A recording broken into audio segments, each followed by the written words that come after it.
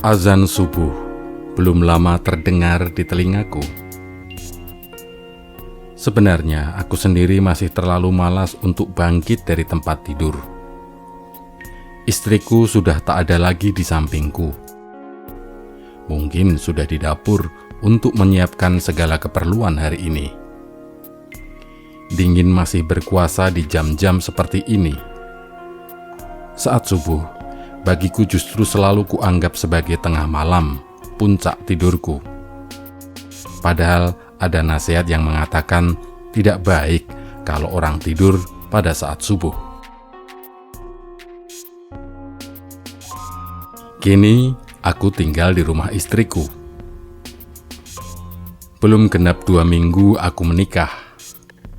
Satu hal berat yang kulakukan, aku harus meninggalkan adikku yang kondisinya belum benar-benar stabil setelah mengalami kecelakaan yang sangat parah sekitar 5 bulan lalu.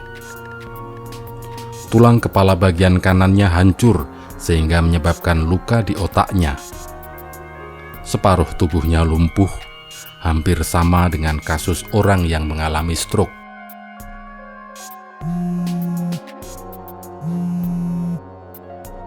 Telepon genggamku tiba-tiba bergetar. Telepon dari bapak.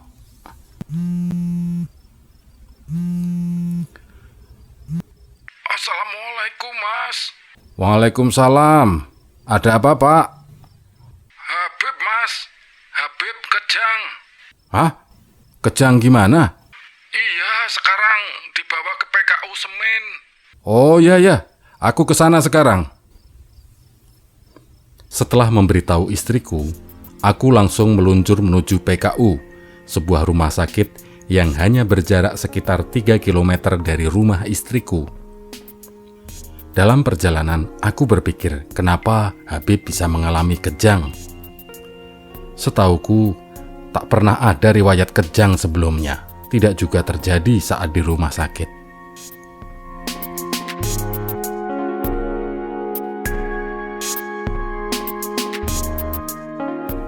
Sesampai di PKU, aku langsung menuju IGD. Kulihat Habib sudah siuman dan tak ada lagi tanda-tanda kejang. Tampak matanya lebam seperti habis menangis. Aku mendekatinya. Ketika melihatku, tangan kanannya langsung dijulurkan padaku. Kami pun bersalaman. "Kamu kenapa bisa kejang?" Aku bertanya pada Habib. "Nggak tahu." Dia menjawab dengan terbata-bata karena kemampuan bicaranya belum benar-benar pulih. "Loh, kok nggak tahu? Yang dirasain itu apa tadi?" "Nggak tahu. Aku nggak ngerasain apa-apa." "Oh, ya sudah. Pulang aja yuk. Udah nggak sakit kan?" Iya, Mas." Aku membawa Habib pulang ke rumah. Di perjalanan, Habib bertanya pada perawat yang selalu menungguinya. "Mbak, aku tadi kenapa?" "Kamu tadi kejang gitu, Mas. Gereng-gereng, matamu melotot. Kamu terlihat kayak orang kesurupan gitu." Perawat itu memberi jawaban. "Kenapa bisa begitu?" "Ya nggak tahu, Mas." Perawat itu terlihat sama bingungnya dengan Habib.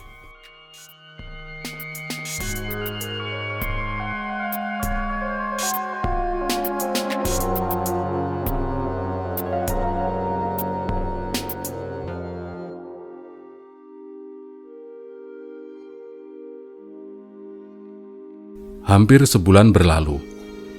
Aku bertemu Awan sore itu setelah kami sama-sama bermain bola. Awan dikenal mempunyai kelebihan dan kemampuan dalam hal gaib. Umurnya mungkin sekitar 6 tahun di bawahku, atau 1 tahun lebih tua dari Habib. Aku sudah lama mengetahui tentang kemampuannya itu. Mungkin saat ini banyak orang yang menyebutnya dengan indigo. Nyatanya Awan lebih dari itu. Ia sengaja mengasah kemampuannya agar bisa membantu orang-orang yang mengalami gangguan gaib. Sebelumnya aku tak tertarik dengan hal-hal seperti itu. Aku memang suka membicarakan hal gaib, seperti lokasi mana saja yang angker atau apa yang menjadi penunggunya. Namun sama sekali tak terpikir olehku untuk bermain-main dengan hal seperti itu. Kali ini aku sengaja menemuinya untuk meminta tolong tentang Habib yang mengalami kejadian yang sama seperti bulan lalu. Aku sebenarnya tak begitu percaya bahwa kecelakaan Habib dipengaruhi oleh hal gaib. Aku lebih percaya bahwa kecelakaan yang menimpanya di ruas jalan Wonosari, Jogja itu adalah human error. Bahkan saat tanteku memberitahu bahwa Habib diganggu dan masih diikuti makhluk gaib, aku sama sekali tidak percaya. Tapi kejadian-kejadian yang akhir-akhir ini menimpa Habib membuat aku harus membuka pikiran bahwa hal-hal seperti itu memang benar-benar ada. Masih di lapangan bola, aku mencoba menanyakan langsung kepada Awan. Wan, langsung aja nih Wan. Habib tuh masih ada yang ngikutin enggak sih? Soalnya 2 kali dia ngalamin kejang. Bulan lalu sama tadi siang. Aku bertanya. Aku sudah lama tahu, Mas. Tapi aku memang nggak ngomong sama keluargamu. Aku pikir keluargamu nggak percaya sama hal-hal seperti itu. Di samping kiri Habib memang ada yang ngikutin, Mas. Hah? Iya, Po? Iya, Mas. Tapi dia itu nggak mau ngomong. Wujudnya gimana, Wan? Apa ada hubungannya sama kecelakaan itu? Wujudnya hitam yang jelas. Kalau itu harus ditanyain dulu, Mas. Nanti malam saja aku ke rumah, Mas. Udah maghrib ini. Oke. Aku dan Awan pun berpisah. Kami pulang ke rumah masing-masing.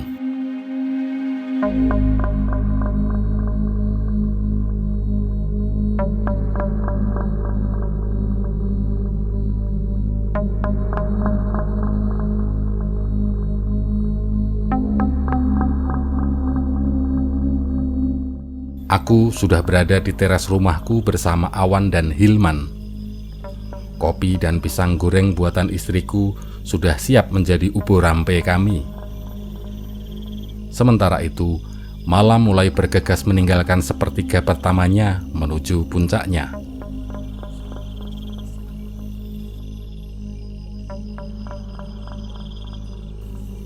Gimana, Mas? Awan membuka pembicaraan kami. Ya, seperti yang aku ngomongin tadi. Kejangnya Habib karena sakit atau karena ada gangguan? Bentar, Mas. Dia nggak ada di sini. Aku panggil dulu. Sahut Awan. Hah? Kamu mau panggil ke sini? Awan kemudian diam, seakan sedang berkomunikasi dengan makhluk tak kasat mata yang mengikuti Habib.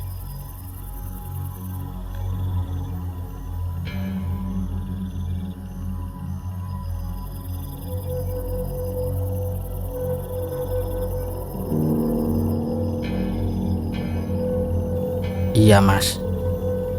Habib diikuti dari lokasi kecelakaannya dulu. Akhirnya Awan berbicara kepadaku. Duh, beneran. Terus gimana? Benar, Mas. Udah tak panggil ke sini kok. Ini dia lagi OTW. Ah, ini di luar pemahamanku. Awan dengan seenak jidatnya memanggil makhluk itu ke rumah. Aku memang ingin mengetahui apa yang terjadi, tapi bukan dengan cara memanggil makhluk itu datang ke rumah dan berbicara di sini. Bayangan orang-orang kesurupan seperti di acara TV mulai menghantuiku. Saat itu, aku juga bersyukur karena aku tak bisa melihat makhluk-makhluk tak kasat mata. Awan kembali diam. mengatupkan tangannya dan berkonsentrasi.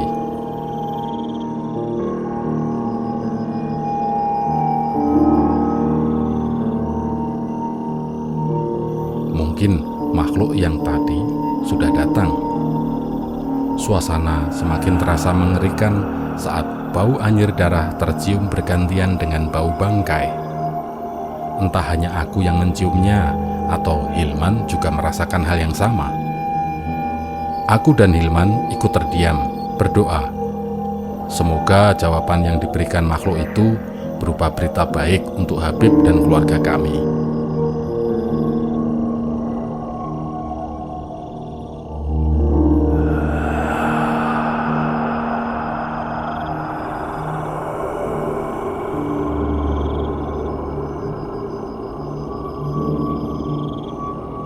Wah, parah ini Mas. Itu adalah kalimat pertama yang diucapkan Awan setelah melakukan komunikasi dengan makhluk yang entah apa bentuknya itu. Maksudnya? Aku bertanya, tidak paham. Habib masih diikuti makhluk yang memang ditempatkan di sana untuk mencari tumbal. Dia udah ngejar sejak kecelakaan itu, dari di rumah sakit sampai ke rumah. Tapi sampai saat ini dia belum ngedapetin apa yang dia inginkan, Mas. Nyawa Habib. Nauzubillahi min zalik. Serius, Wan? Iya, Mas. Sebenarnya dia juga tidak tahu harus berbuat apa, karena terbukti selama beberapa bulan ini dia nggak dapat apa-apa. Kalau nggak dapat apa-apa, kenapa nggak pergi aja, terus cari yang lain? Aduh, gimana ya Mas? Makhluk kayak gitu pasti udah punya janji sama majikannya, Mas. Kalau majikannya udah ngasih apa yang dia inginkan, ya dia juga bakal ngasih apa yang majikannya itu mau. Dan yang paling dia inginkan itu nyawa Habib. Makanannya emang gitu, Mas. Istilahnya jeroan manusia. Ya darah, jantung, otak, dan lain-lain. Itu sebabnya kalau kecelakaan di jalan itu pasti langsung meninggal di tempat, dan harus ada organ yang keluar. Kalau nggak gitu dia nggak bisa makan. Terus faktor apa yang bikin Habib bertahan sampai sekarang ini? Aku benar-benar bingung. Kalau aku lihat sih, Habib itu masih dilindungi beberapa lapis di sekeliling tubuhnya. Aku yakin itu berasal dari tubuhnya dan dari doa-doa yang menyertainya. Habib kan emang ibadahnya rajin, puasa juga rajin. Belum lagi orang-orang yang sayang sama dia, pasti juga doain dia. Awan menjelaskan. Iya juga sih, Habib memang paling rajin ibadahnya. Bahkan tadi si iblis ini bilang kalau orang lain atau aku sendiri yang mengalami kecelakaan itu pasti sudah tamat, Mas. Pasti sudah mati di tempat. Gila. Terus gimana ini, Wan? Apa yang harus kami lakukan? Kita lawan, Mas. Kita nggak boleh kalah sama hal-hal kayak gitu. Bentuknya itu gimana sih, Wan? Hilman yang sedari tadi diam kini ikut bertanya. Kamu mau lihat sendiri apa? Tak liatin beneran kalau mau. Tantang Awan kepada Hilman. Ampun, jawab Hilman. Kami pun tertawa. Awan kemudian meminta pulpen dan kertas. Dia mencoba menggambarkan bagaimana rupa makhluk itu. Setelah beberapa saat, gambar itu pun jadi. Terlihat makhluk menyeramkan, bertaring dan mempunyai cakar yang panjang. Awan menjelaskan bahwa makhluk ini tinggi besar, berbulu hitam, dan di beberapa bagian tubuhnya masih terlihat warna darah yang segar. Bahkan beberapa di antaranya masih menetes. Aku tak kuasa membayangkan bentuk nyata dari makhluk ini. Awan juga menjelaskan kalau di tempat itu sering digunakan untuk mencari tumbal. Tak terhitung banyaknya makhluk yang ditempatkan di tempat itu. Di seberangnya juga terdapat istana gaib, tempat jasad-jasad astral dari korban kecelakaan ditempatkan. Sekilas makhluk ini menyerupai genderuwo. Namun menurut Awan, level dari makhluk ini jauh di atas genderuwo. Bahkan jika dinilai dengan harga mahar, harga dari makhluk ini di atas 100 juta. Majikan dari makhluk ini pun dipastikan bukan orang biasa. Mungkin pejabat-pejabat di kabupaten ini. Awan juga tak begitu tertarik membahasnya. Gila ya, hanya demi kekayaan dan pangkat saja ada orang yang dengan seenaknya mempermainkan nyawa orang lain. Apa mereka tidak takut berurusan dengan hal-hal seperti ini ya? Awan sebenarnya sempat ragu untuk melawan makhluk itu. Sudah dipastikan jumlah makhluk itu sangat banyak. Namun setelah dia berkompromi dengan temannya yang katanya berwujud harimau putih, akhirnya kami berangkat juga menuju lokasi kecelakaan Habib. Kami juga mengajak beberapa teman kami yang lain. Lokasi kecelakaan itu berada di sebuah jalan lurus Wonosari, Jogja, berdekatan dengan SMP 3 Playen dan Rumah Sakit Nur Rohmah Playen. Jalanannya lurus, namun bergelombang, sehingga kadang membuat para pengemudi tertarik memacu motornya sekencang mungkin. Jalan ini sudah terkenal sering meminta korban. Setiap kecelakaan yang terjadi di tempat ini, sebagian besar akan meninggal di tempat dengan kondisi yang lumayan parah. Seperti yang kuceritakan sebelumnya, minimal harus ada organ yang keluar dari tubuhnya. Intinya kita harus memotong ikatan yang sudah dibuat makhluk itu di tubuh Habib, kata Awan dalam perjalanan kami menuju lokasi kecelakaan. Aku menyimak pembicaraannya sambil tetap berkonsentrasi mengemudi. Awan duduk di sebelahku. Ikatan apa, Wan? Aku bertanya. Ada sebuah tali gaib berwarna merah yang menghubungkan Habib dengan makhluk itu. Aku sering melihatnya di tubuh orang-orang yang terkena santet. Kamu bisa mutus itu, Wan? Nanti dicoba, Mas. Insya Allah.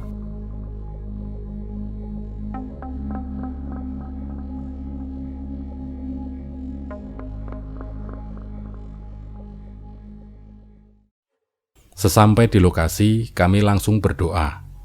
Aku membaca Yasin. Awan mungkin sedang berkomunikasi dengan penunggu tempat ini. Dari rumahku, Awan membawa air yang sudah didoakan. Tujuannya untuk membersihkan noda-noda darah para korban kecelakaan yang masih tertinggal di jalanan ini, walaupun darah-darah itu sudah tak kasat mata. Awan memanggilku, kemudian menyuruhku berdiri di sebuah tempat yang dia katakan sebagai gerbang gaib. Dia menyuruhku berdoa meminta pertolongan Allah agar melepaskan Habib dari belenggu iblis yang mengincar nyawanya.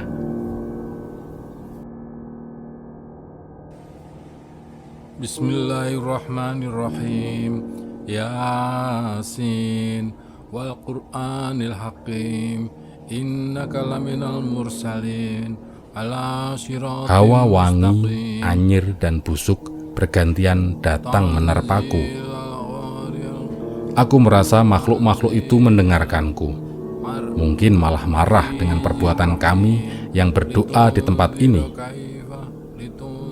Setelah selesai berdoa, Awan mengambil alih keadaan.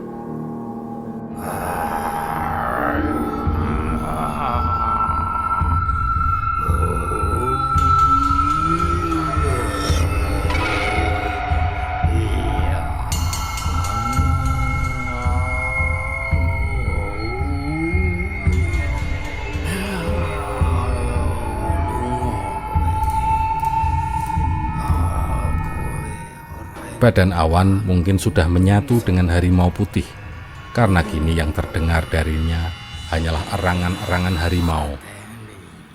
Sikapnya berubah seperti harimau, posisinya benar-benar menyerupai harimau.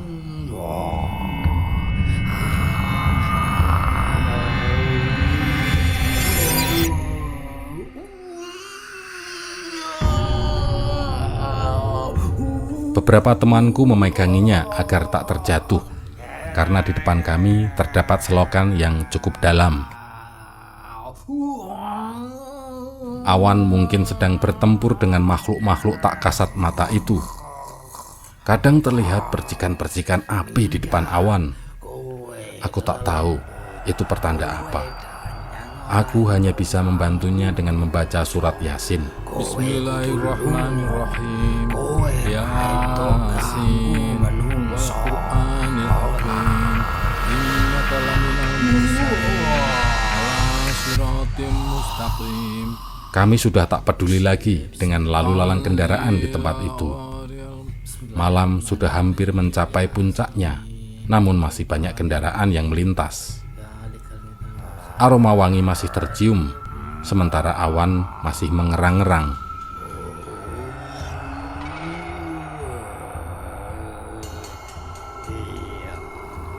Kami tak tahu wujud seperti apa yang dihadapi. Namun aku yakin ini bukan makhluk sembarangan jika awan sudah mengeluarkan harimau putihnya.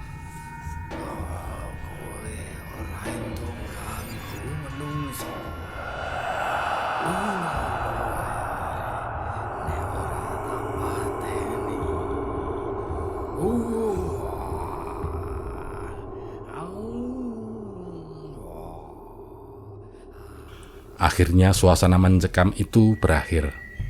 Awan sudah kembali seperti sedia kala, meski terlihat jelas dia kelelahan. Badannya berkeringat. Kami bergegas mencarikan minum untuknya. Ayo, kita pergi dari sini, katanya. Tak lama kemudian, kami meninggalkan tempat itu dan mencari tempat lain untuk membicarakan hasil dari pertempuran tadi. Kami berhenti di sebuah angkringan yang terletak di sebelah timur alun-alun Wonosari. Setelah kopi datang menemani, pembicaraan pun dimulai. Alhamdulillah Mas, sudah selesai. Mudah-mudahan gak ada lagi yang ganggu Habib. Talinya sudah aku putus. Tempat itu juga sudah aku bersihkan, walaupun tidak semua, karena banyak yang lari tadi. Ada kemungkinan karena nggak dapat nyawa Habib, mungkin akan ada kecelakaan lagi Mas. Tapi itu bukan lagi kuasaku. Beberapa bisa aku lawan tadi. Rajanya pun sudah aku bakar. Tapi kalau tiba-tiba ada yang pasang sesuatu di situ lagi, ya aku nggak tahu. Alhamdulillah. Makasih banget ya Wan. Gusti Allah yang akan balas semuanya. Amin. Amin. Amin. Semua mengamini perkataanku. Oh iya Mas, pas aku lihat flashback kecelakaan Habib tadi, memang benar kalau Habib seharusnya mati di situ. Makanya makhluk itu nggak terima karena nggak bisa ambil Habib sebagai tumbalnya. Memangnya apa yang kamu lihat, Wan? Aku lihat kepala Habib sudah tepat berada di depan roda belakang truk. Seharusnya memang kepala itu pecah terlindas. Namun entah dari mana datangnya, Habib dipeluk asap berwarna putih Mas. Dalam sepersekian detik, kepala itu seperti ditarik dan menghindari ban truk itu. Aku tak tahu itu apa, karena wujudnya asap Mas. Aku nggak bisa ajak dia komunikasi. Beneran kayak gitu? Wah, apalagi itu? Teman kami tiba-tiba ikut bertanya. Mungkin itu yang dinamakan malaikat, jawab Awan.